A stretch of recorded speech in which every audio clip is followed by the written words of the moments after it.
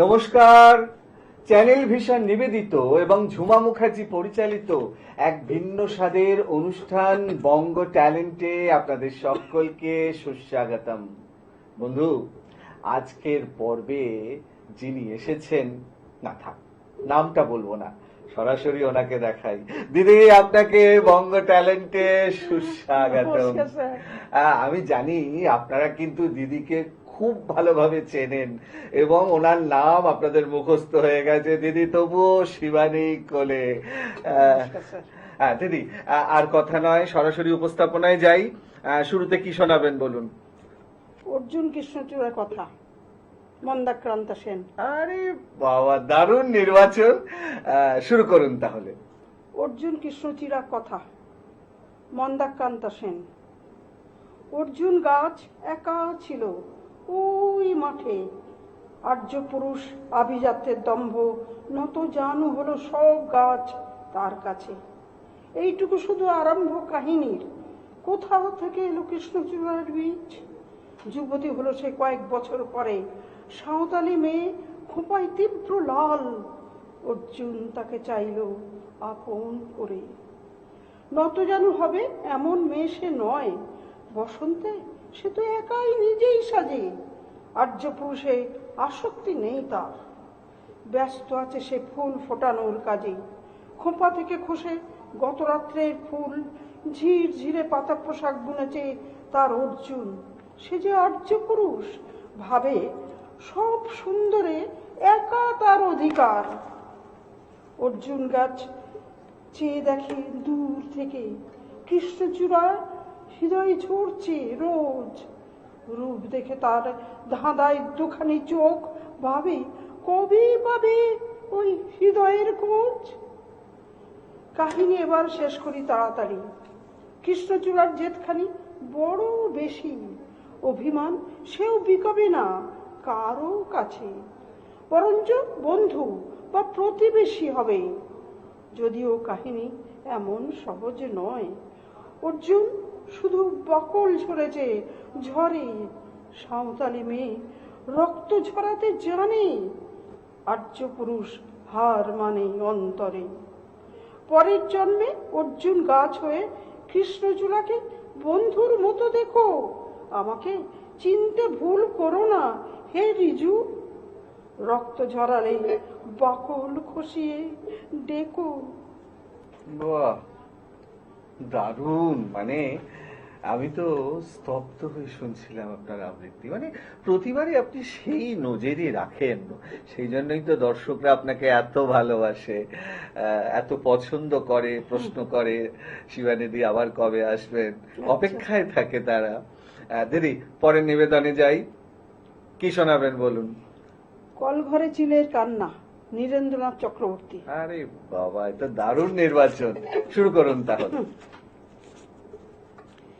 কলঘরে চিলের কান্না, নীরেন্দ্রনাথ চক্রবর্তী।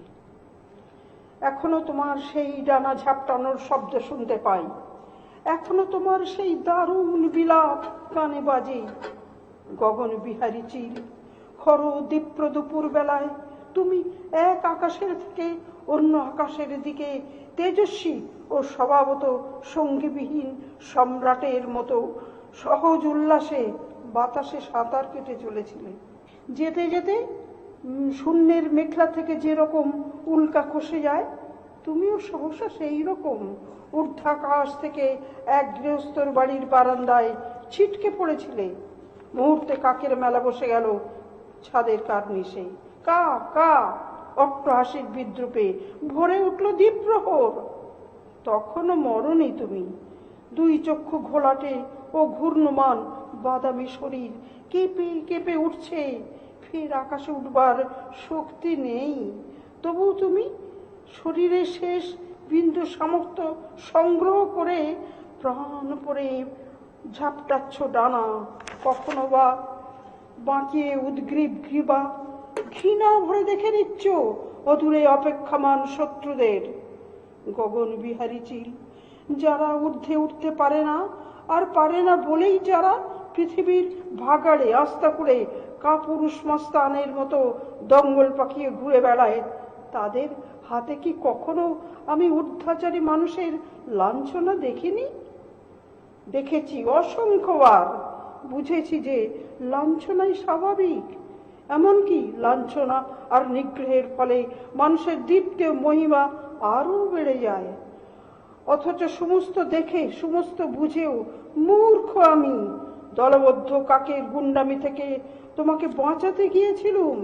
তোমাকে বারান্দার থেকে তুলে এনে স্নান ঘরের মধ্যে আটকে রেখে স্বস্তির নিঃশ্বাস ফেলে ভাবতে পেরেছিলুম তোমার মর্যাদা বাঁচানো গেল। এখন বুঝতে পারি বস্তুত তোমাকে এক বিদ্রূপের থেকে আরো ক্রূর, আরো ভয়ঙ্কর বিদ্রূপের ভিতরে নিক্ষেপ করেছিলাম সেদিন।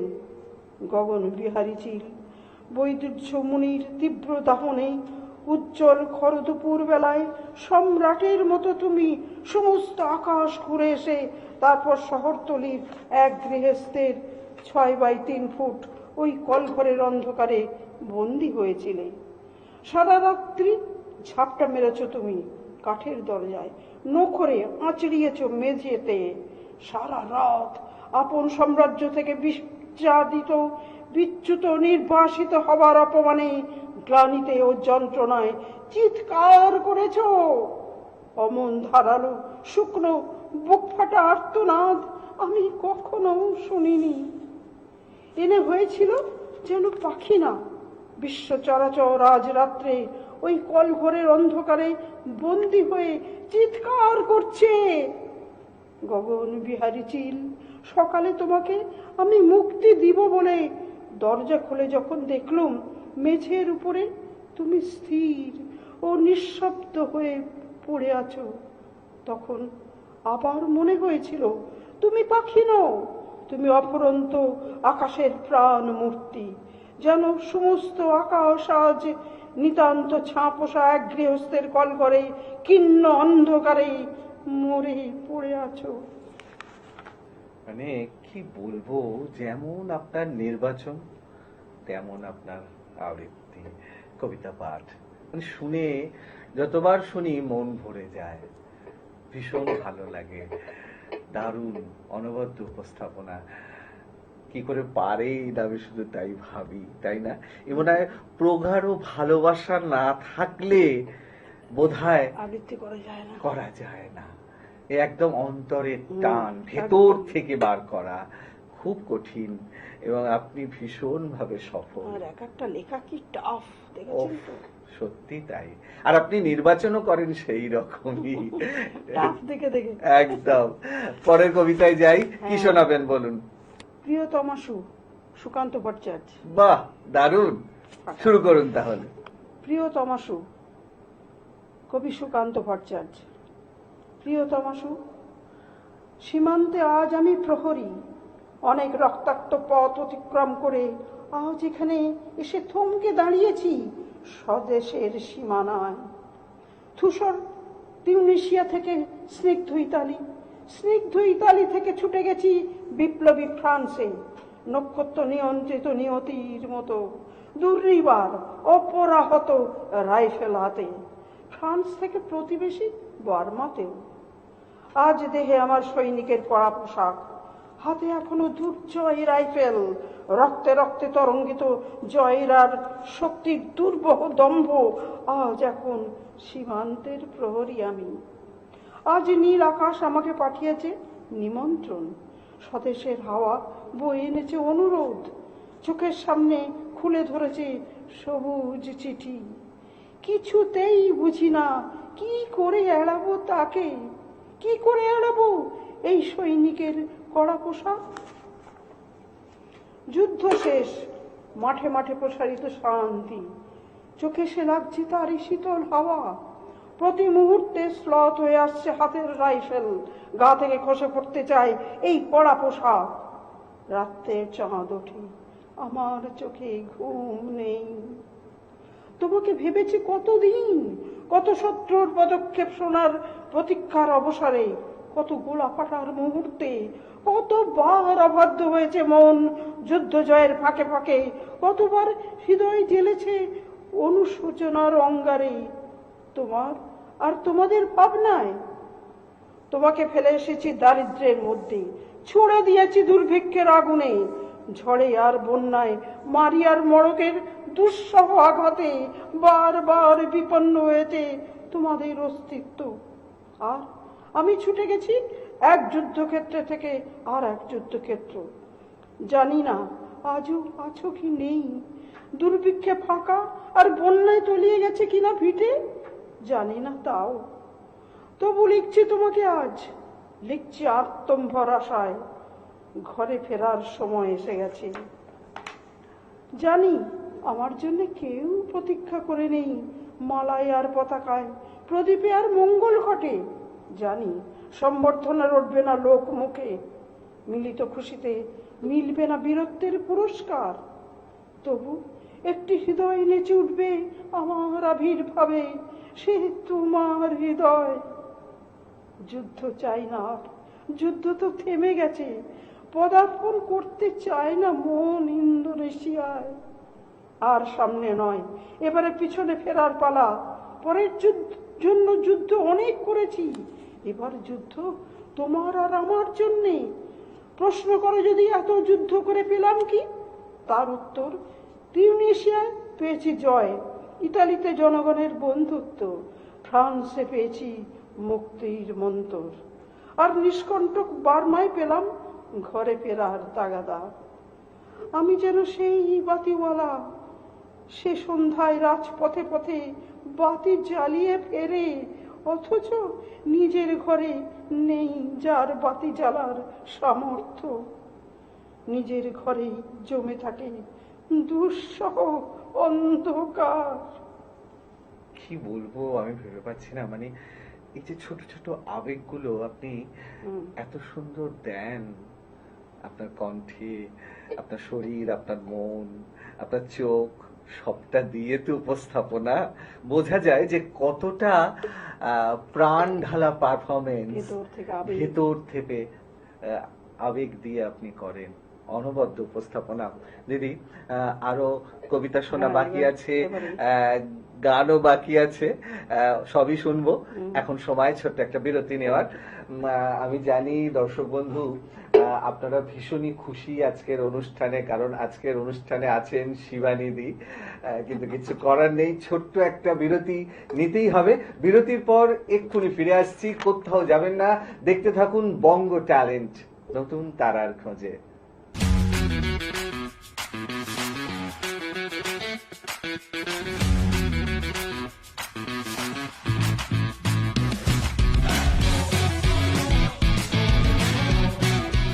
বিরতির পর আবারও ফিরে এলাম আপনাদের প্রিয় অনুষ্ঠান বঙ্গ ট্যালেন্টকে সঙ্গে নিয়ে, আর সঙ্গে আছেন আপনাদের সকলের প্রিয় এবং বঙ্গ ট্যালেন্টের নিয়মিত মুখ শিবানীদি, শিবানী কোলে। দিদি, আপনাকে বিরতির পর আবারও সুস্বাগতম।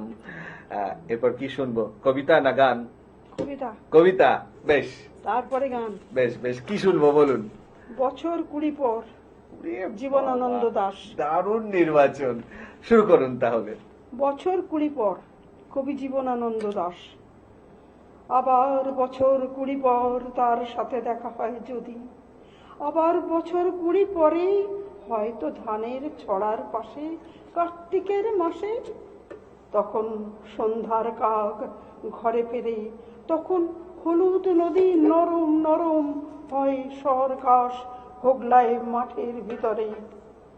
অথবা নাইকো ধান খেতে আর ব্যস্ততা নাইকো আর, হাঁসের নীড়ের থেকে খড়, পাখির নীড়ের থেকে খড় ছড়াতেছে মুনিয়ার ঘরে রাত শীত আর শিশিরের জল। জীবন গিয়েছে চলে আমাদের 20 বছরের পার, তখন হঠাৎ যদি মেঠো পথে পাই আমি তোমারে আবার, হয়তো এসেছে চাঁদ মাঝরাতে এক রাস পাতার পিছনে, সরু সরু কালো কালো ডালপালা মুখে নিয়ে তার, শিরিষের অথবা জামের, ঝাউয়ের, আমের। 20 বছরের পরে তখন তোমারে নাই মনে।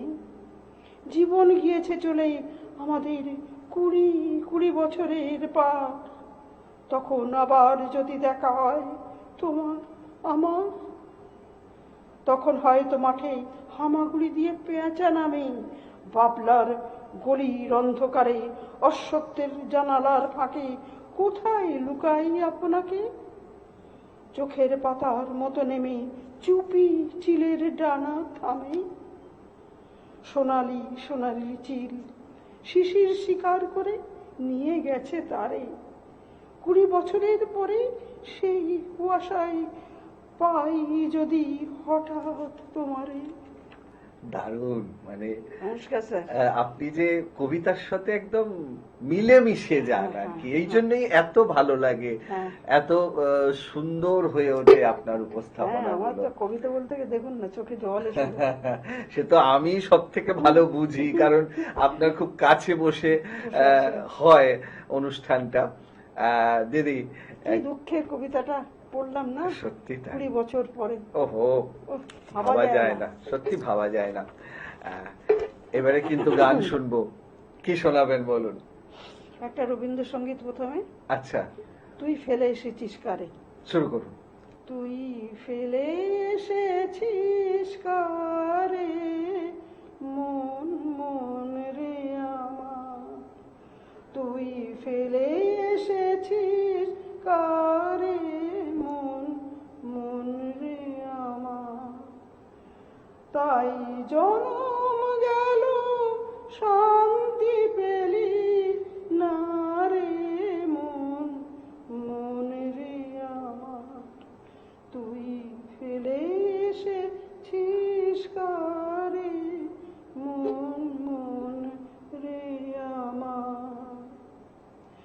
যে পথ দিয়ে চলে এলি সে পথ এখন ভুলে গেলি রে, যে পথ দিয়ে চলে এলি সে পথ এখন ভুলে গেলি রে, কেমন করে ফিরবি তাহার দ্বারে মন মন রে আমার, তুই ফেলে এসেছিস কারে মন মন রে আমার। নদীর জলে থাকি রে কান পেতে, কাঁপে যে প্রাণ পাতার মরমরেতে, নদীর জলে থাকি রে কান পেতে, কাঁপে যে প্রাণ পাতার মরমরেতে, মনে হয় যে পাবো খুঁজি ফুলের ভাষা যদি বুঝি রে, মনে হয় যে পাবো খুঁজি ফুলের ভাষা যদি বুঝি রে, যে পথ গেছে সন্ধ্যা তারার পানে মন মন রে আমার, তুই ফেলে এসেছিস কারে মন মন রে আমার। ওহো দিদি, দারুণ দারুণ, মানে সেই অর্থে গান না শিখেও যে এত সুন্দর সুরে কথায় গান গান আপনি, মানে এটা আমাদের কাছে অনেক বড় পাওনা, দর্শকদের কাছেও বটে। আর কথা নয়, আমরা কিন্তু অনুষ্ঠানের একদম শেষ প্রান্তে উপনীত হয়েছি, তাই সেই অর্থে আজকের অনুষ্ঠানের শেষ গান কি শোনাবেন বলুন? আরতি মুখোপাধ্যায়ের যদি আকাশ হতো আঁখি। বাহ, যদি আকাশ হতো আঁখি, তুমি হতে রাতের পাখি, উড়ে যেতে যেতে আবার কোথাও দেখা হতো নাকি। যদি আকাশ হতো আঁখি, তুমি হতে রাতের পাখি, উড়ে যেতে যেতে আবার কোথাও দেখা হতো নাকি।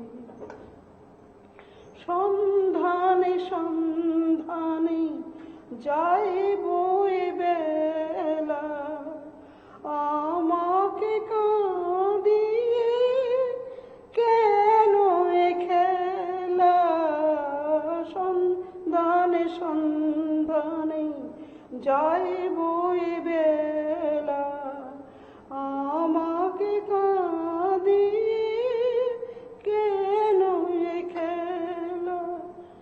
আমি যে আধারে নিজেকে ঢাকি, উড়ে যেতে যেতে আবার কোথাও দেখা হতো নাকি। যদি আকাশ হতো আঁকি, আমি দূরকে কাছে পাবো বলে আকাশ হয়েছি। দিন চলে যায়, রাত নিভে যায়, কত যে ব্যথা সয়েছি। আমি দূরকে কাছে পাবো বলে আকাশ হয়েছি। দিন চলে যায়, রাত নিভে যায়, কত যে ব্যথা সয়েছি। অন্তরে অন্তরে এই ভালো লাগা, ছিন্ন মেঘে যেন শেষ তারা জ্বালা। অন্তরে অন্তরে এই ভালো লাগা, ছিন্ন মেঘে যেন শেষ তারা জ্বালা। আমি যে আধারে নিজেকে ঢাকি, উড়ে যেতে যেতে আবার কোথাও দেখা হতো নাকি। যদি আকাশ হতো আঁখি, তুমি হতে রাতের পাখি, উড়ে যেতে যেতে আবার কোথাও দেখা হতো নাকি। যদি আকাশ হতো আঁখি, তুমি হতে রাতের পাখি। ওহো দিদি, দারুণ দারুণ, মানে শুনছিলাম না তো, মানে একদম এনজয় করছিলাম আপনার উপস্থাপনা। সত্যি উপভোগ্য, অসাধারণ দিদি। আজকের মতো সময় শেষ, বিদায় নেওয়ার পালা।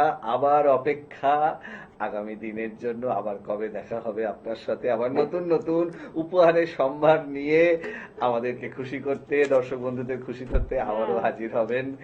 আমার এই অনুষ্ঠানে আসতে খুব ভালো লাগে একদম, এবং আপনাকে আসলে পেয়ে আমি আমারও কবিতা ভালো খুব লাগে। কবিতা আর গান তো আমি নিজের একটা ইয়েতে একদম ইচ্ছাতে গাই। একদম একদম দিদি, আজকের মতো সময় একদম শেষ। গান ভালো হয়েছে? একদম খুব ভালো হয়েছে। আচ্ছা। এবারে বিদায় নেওয়ার পালা। হ্যাঁ। আমি জানি দর্শক বন্ধু আজকে শিবানীদিকে পেয়ে আমাদের অনুষ্ঠান কবিতায় গানে একদম জমে উঠেছিল, কিন্তু কিছু করার নেই, সময় একদম শেষ, বিদায় নিতেই হবে। তবে বিদায় নেওয়ার আগে সেই গুরুত্বপূর্ণ কথাটা আবারও বলে যাই, আপনারাও যদি আমাদের এই অনুষ্ঠানে অংশগ্রহণ করতে চান তাহলে দেরি কেন, চট করে আপনাদের একটা পারফরমেন্সের ভিডিও আমাকে হোয়াটসঅ্যাপ করে দিন। আর সেই ভিডিও যদি আমাদের ভালো লাগে তাহলে আপনারাও চলে আসতে পারবেন আমাদের এই অনুষ্ঠানে অংশগ্রহণ করতে। আমাদের হোয়াটসঅ্যাপ নাম্বার 9804272808। তাহলে দর্শক বন্ধু, আজকের মতো বিদায়, আবারও দেখা হবে আগামীকাল ঠিক এই সময়ে। ততক্ষণ পর্যন্ত বিদায় বন্ধু।